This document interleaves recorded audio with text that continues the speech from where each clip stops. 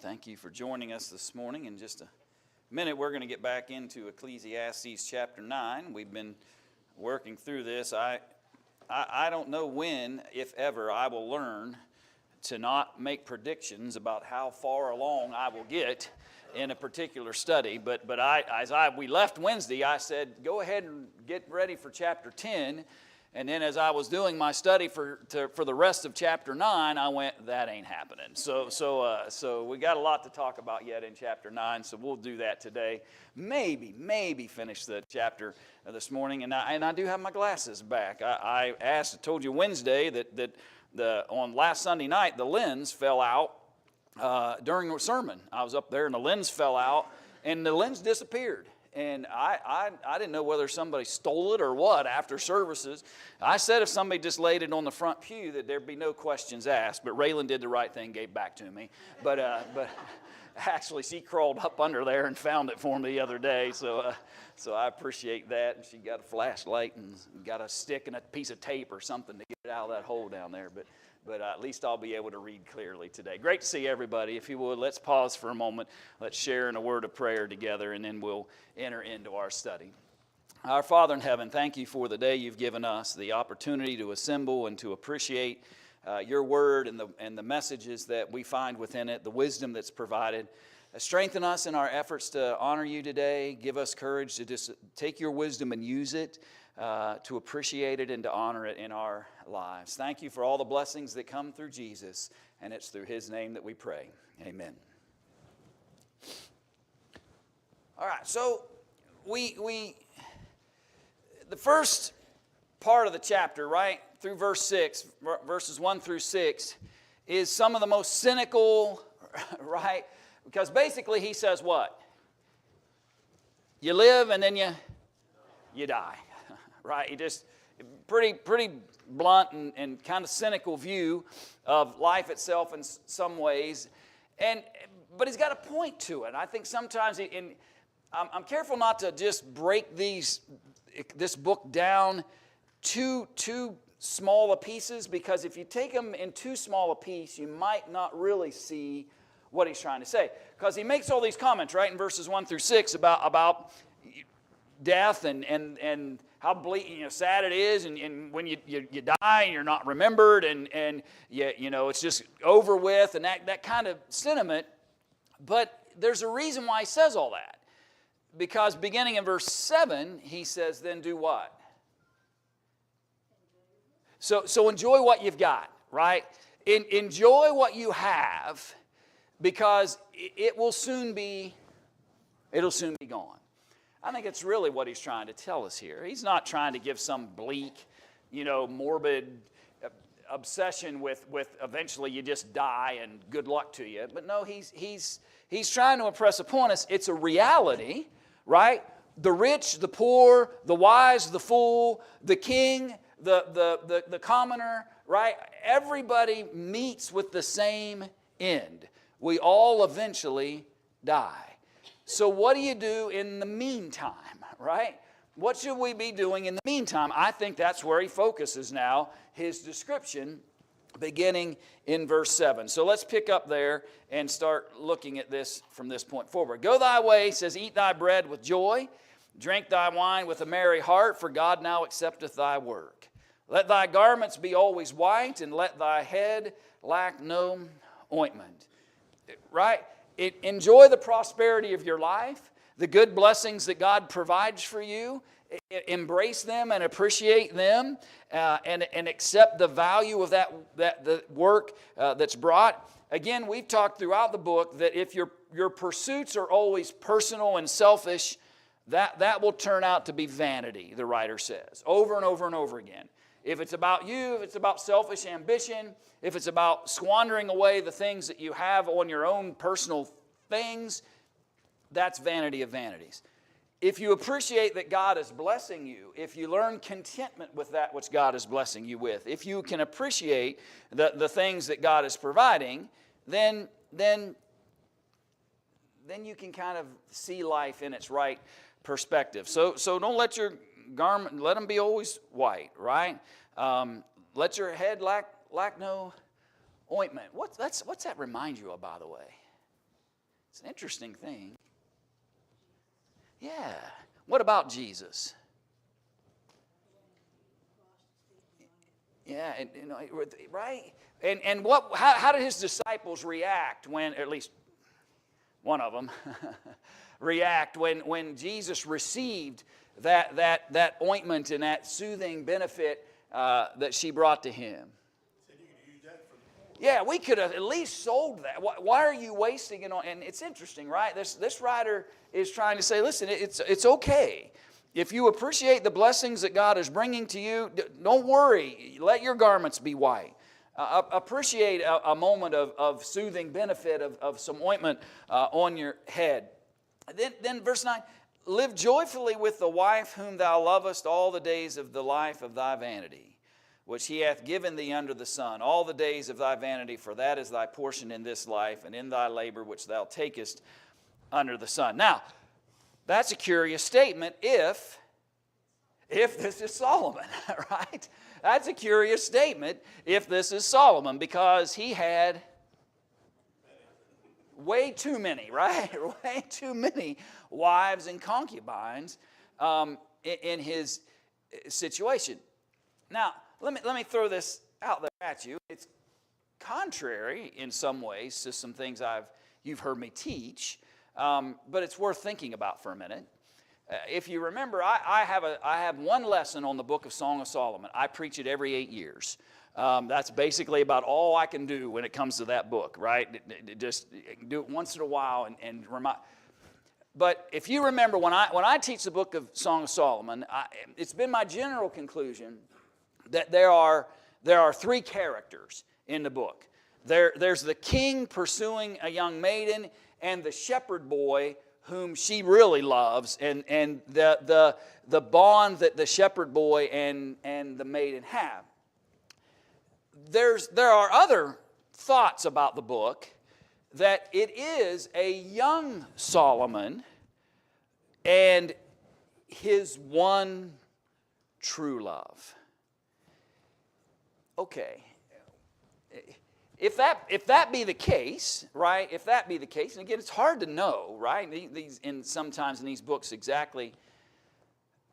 But now that makes a little sense, right? If that's true, and this is Solomon, you put all those pieces together, you might go, oh, he's saying I should have what? Yeah, I should have stuck with the one I really loved, and not wasted all this vanity on hundreds of others. And most likely, because of those pursuits, he ruined the first, right? So he just says, live joyfully with the wife whom thou lovest all the days of thy life of thy vanity, which he hath given thee under the sun. It was a blessing from God. Appreciate it and live life under the sun that way. For that is thy portion in this life. And in thy labor which thou takest under the sun. Just appreciate what it is that God has blessed us with and receive it. Go ahead, Bob. I read where, and I don't know how they know it for sure though, but most of the wives that Solomon would have was actually bridges being built to other countries, and it wasn't for the purpose of a family. Yeah. Yeah, and I think there is some truth to that. There was a lot of treaties being made, in a sense, governmentally, in relationship to some of that. And I think a lot of it was just his selfish pursuit, right? He could have whatever he wanted, and that included whatever wife or concubine he wanted to put into his harem. Yep.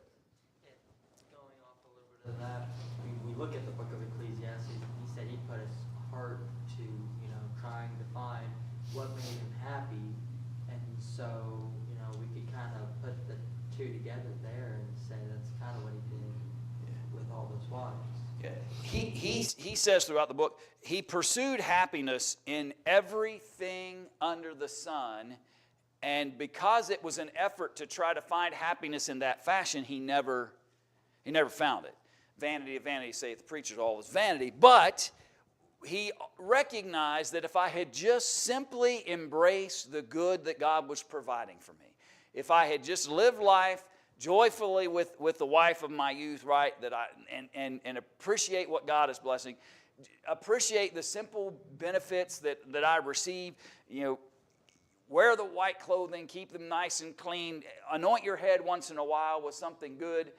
If I had just seen the simple good things that God was providing for me daily, maybe the happiness that I thought I was trying to pursue through all these other things wouldn't have eluded me. Maybe I would have seen it more clearly, that if I had just embraced this and been contented with these simple things that God was providing for me. How many children did he have? Does it ever say? I don't know the answer to that. I'll try to look it up, but I don't know the answer to that. Yeah. I don't know. Yeah, I don't know off the top of my head. But I'll see if I can find it. Could probably, if I wasn't in the middle of a Bible class, it'd take me 2 seconds probably. Ask Copilot to tell me, but anyway. Verse 10. So then whatsoever thy hand findeth to do, do it with thy might. For there is no work, nor device, nor knowledge, nor wisdom in the grave, whither thou goest. You better do it while you can. And again, I don't think he's just trying to be bleak and overly solemn. He's simply trying to get us to understand a reality. The opportunities come and they go. And the more you let them slip away, the less of them you'll have. And so embrace them all. And here's the beauty of this wisdom. If this is an older Solomon at the end of his life, just now recognizing this, he's probably trying to tell folks who still have time, place, and opportunity to learn this now, right? Learn this as quick as you can. That you should just, whatever you find to do it with every ounce of your might you've got. Appreciate the work and the benefit that you have, the knowledge and the wisdom that you have, because none of that happens in the grave. The opportunities to receive the benefit of those things eventually comes to an end. So first 6 verses, you're going to die, right? Very simply put, that you're going to leave this world someday. The next 7 through 10 are basically, okay, what do I do because of that? Appreciate every moment. Appreciate every blessing. Be contented with the things that God provides for you. It's okay to wear white after Labor Day. Right? Isn't that what he's saying? Wear a white garment every day if you want to wear a white garment every day. Anoint your head. Comfort and benefit that brings. That's not a custom we have, but it was a custom they had. Right?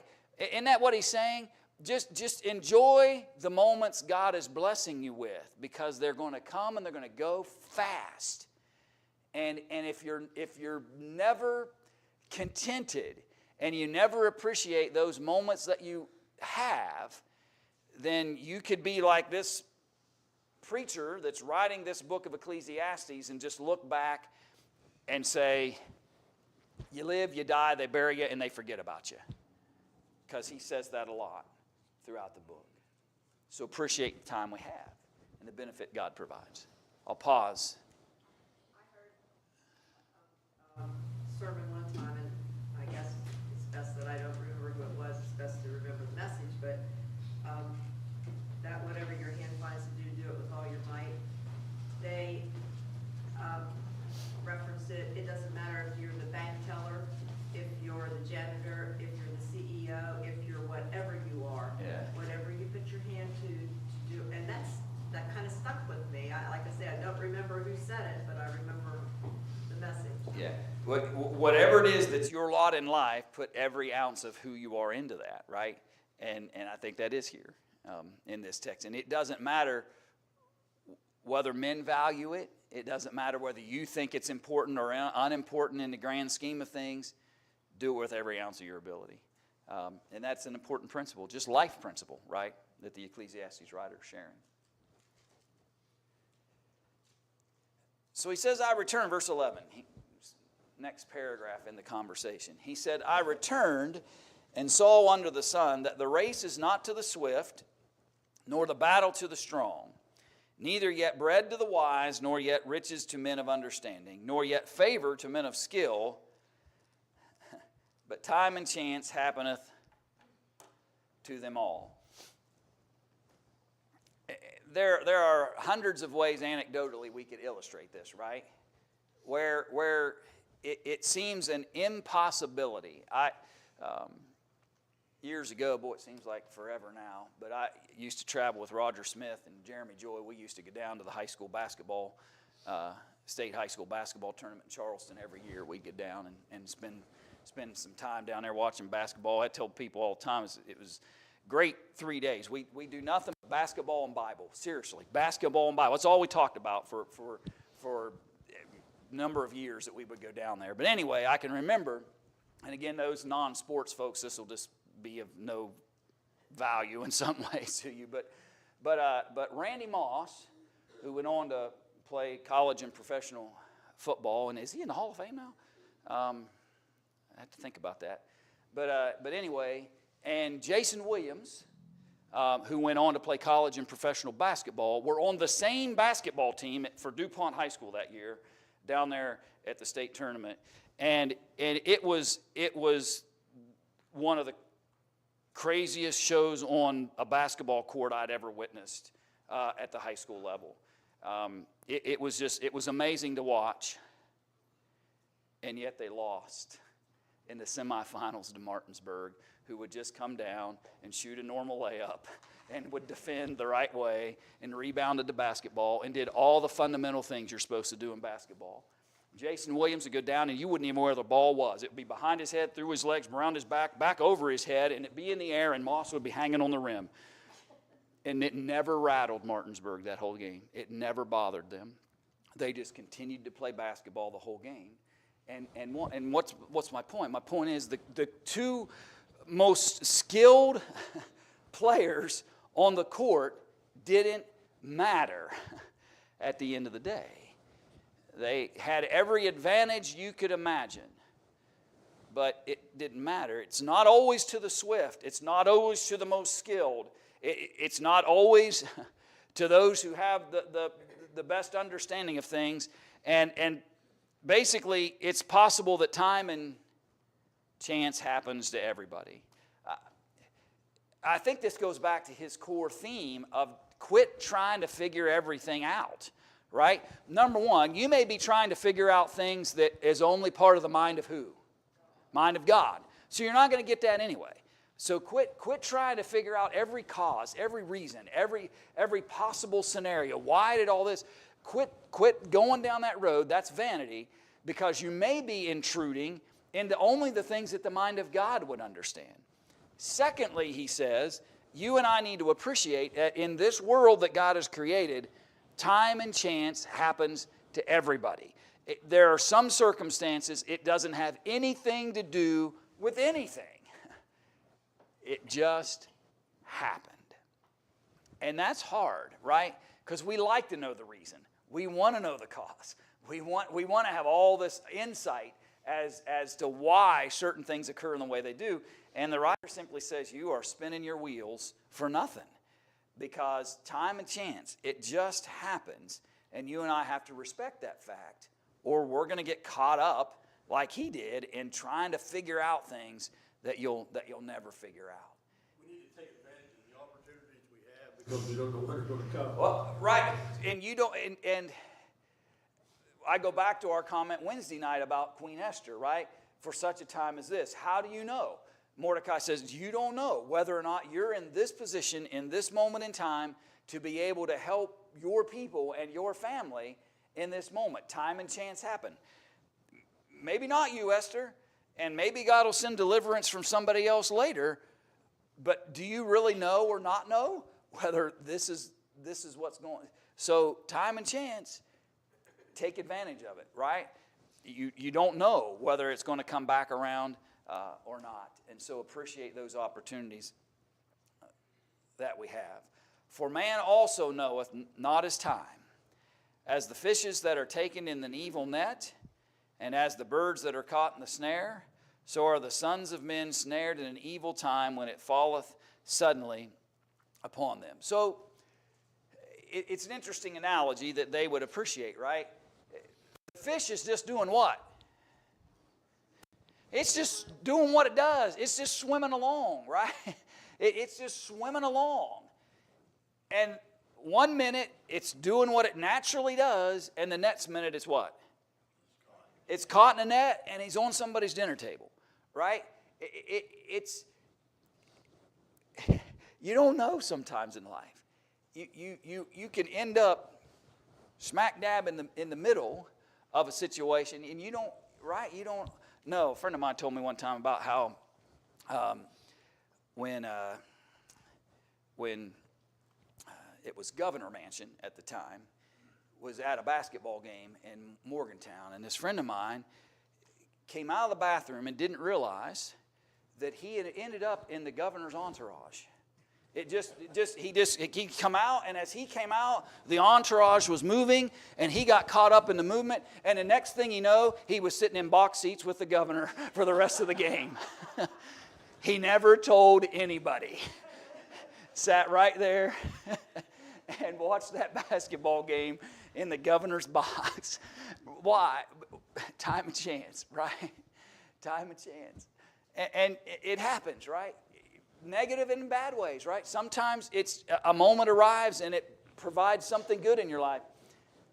Sometimes you're swimming along and the net happens or the snare hits and it falls upon them in what fashion, he said at the end of the verse.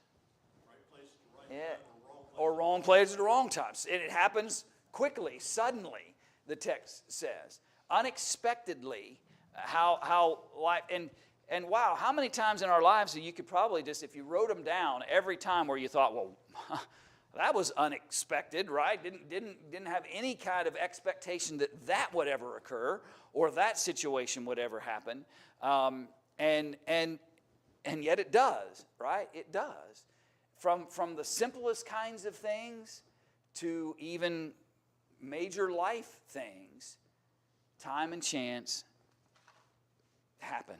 Good, bad, sometimes occurs suddenly to everyone. This wisdom have I seen also under the sun, and it seemed great to me. There was a little city, he said, and a few men within it. And there came a great king against it and besieged it, and built great bulwarks against it. So here's this tiny little town, right? That's the picture he's drawing here. Here's this tiny little place, and here's this powerful great king that comes, and he does everything he can to besiege that little town. He puts great bulwarks against anything possible for him to secure this little place. The odds are against them. And yet sometimes the little town, what? Prevails, he says in the text. Now he's going to get he's going to get cynical again here in a minute, so just be ready for it. But so here's this great king. There was a story I read about Alexander the Great. And Alexander the Great came to a city, Lampsacus, I believe it was called. Anyway, it was this small little town, and he was determined he was taking it. And it didn't matter. It didn't matter what anybody said, what anybody tried to do. He was taking this town. And it just so happened that one of his early teachers resided in that town. And so the teacher comes out to meet him in hopes to be able to convince him to leave the little town alone. And he comes out, and it's recorded that Alexander the Great tells him, listen, I have not, it doesn't, whatever you say, I'm not doing it. I am taking this town. And he said, okay, destroy the town. He made an oath that he was not going to do what the man said. So the man says, destroy the town. Alexander the Great walks away because he was going to honor his oath. Small little town, but a little wisdom a little wisdom sends the army in a different direction. Even great kings who have great power and abilities, sometimes somebody in that little community might be able to find a way. There was found in it, and I believe, by the way, I gave you an example of the illustration. I believe this is parable. There have been many a scholar who has tried to figure out, okay, this is Solomon saying this, and so what little town, what little village, what little city is he talking about? What leader did that? Who went out? To me, this is parable. This isn't some literal place in a literal moment. It's just something he's witnessed, something, but I don't know that he's got some specific place in mind when he says these things. He's just trying to illustrate. It's somewhat parable form in that sense. So here's this great king, they're coming to besiege the city, and nothing seems to be able, but here comes in this town this wise poor man, right? And by his wisdom, he's able to deliver the city. What's the point the writer's making, by the way? He'll say it in a minute. Wisdom is what? It's not just powerful, it's greater than strength. That's the point he's making, right? That's the point he's going to make. Wisdom is greater than strength. If you're trying to decide, do you want to be wise or strong, pick what? Pick wise. I remember my dad told me, I was probably about 16 years old one day, and he was giving me one of those conversations you have with 16-year-old sons, right, who need a wake-up call and need to be shook a little bit. And he told me, he said, son, and I remember he said, I think we were in the car when he said it. He said, son, you got two choices in life. You can either work with your brain or you can work with your back. I'd suggest you get smarter. and right, I would recommend that you figure out a way to, if you got a choice to use your brain or your back, I'm recommending that you figure out a way to use your brain. That will benefit you more. And that's what he's saying. That's what the Ecclesiastes writer is saying. He's saying they both have their benefit. Strength, he said it in prior texts. Strength is a value in some moments. Some great things can occur because somebody's just simply strong enough to accomplish something.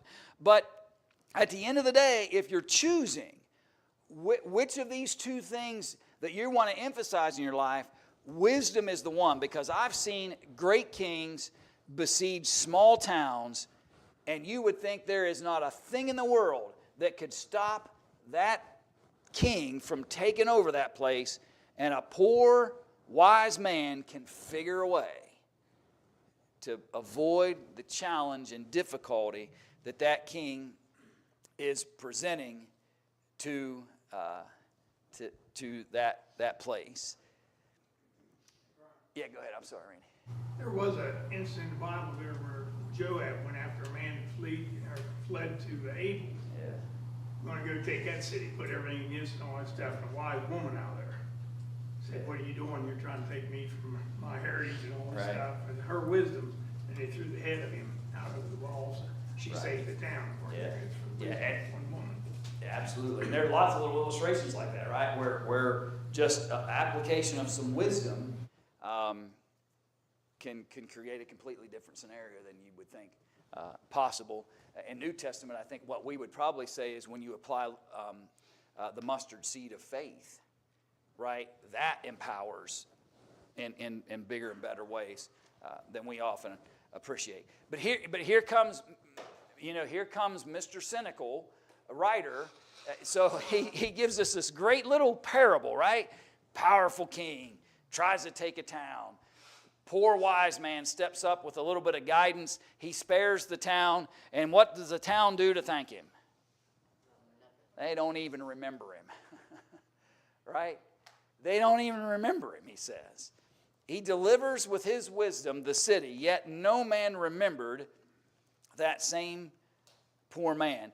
They received the benefit of what he had done, but how soon forgotten is the one who actually aided them. And he said, wisdom is better than strength.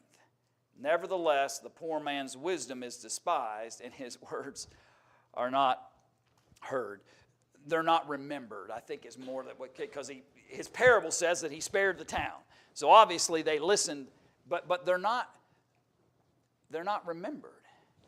How many times have you or I said, I'll remember that? You ever put something somewhere and said to yourself, there's no way on earth that I'll forget where I laid that down. It's an impossibility for me, and you still haven't found it. Whatever it is, you don't even remember what it was that you lost, and let alone know where it was that you put it, right? It's amazing how we forget. And I think that's what the Ecclesiastes writer here is saying. He said they listened in the moment because it spared them from the besiegement and the challenge and the destruction that was coming from the king. But once the king's challenge went away and they went back to their lives and their normalcy, it was quickly forgotten, the lessons that the wise poor man taught them. So wisdom is still better than strength. But don't assume people will remember what? The wisdom you share. Don't assume that just because maybe on one occasion they listened and benefited from some guidance and counsel you were able to provide, doesn't necessarily mean they're going to listen the next time. It doesn't necessarily mean now that they've got it now clearly in their minds, and now every time wisdom is imparted, they're just going to jump right on it and do exactly what that. No.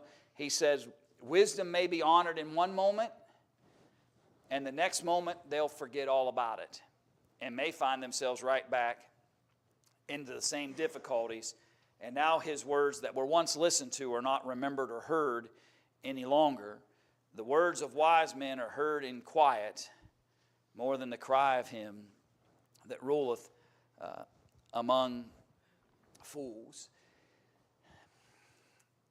It's interesting how people know, right? They in quiet, they know the wisdom. They know, in some senses, what's right. They know what should be expected. They know what the proper thing to do in that situation is. But there's this foolish one over here who just keeps screaming about what he or she believes should be done, and eventually what happens? Yeah, we listen to that loud cry. Well, yeah, that's our phrase, right? Squeaky wheel gets the grease, and unfortunately, that's true. So says the Ecclesiastes preacher. That's what he's saying here. He said sometimes wisdom helped people in horrible circumstances. But not long from that moment, they don't even remember what wisdom had been shared with them. They don't even remember what they heard or learned. The poor man's wisdom is soon forgotten. And maybe in the back of their mind, they may have a small morsel in the quietness of their mind, a remembrance of but what they're really listening to is just the loud noises that are round about them from the foolish ones. And so it's sad. He says, I've seen it where people listen to wisdom and it helps them, but I've also seen the sadness of how quickly that wisdom is forgotten and nobody benefits from it in the long term. I'll come back and wrap up chapter 9, Lord willing, on Wednesday, and then we'll jump into chapter 10 after we review it. Somewhere.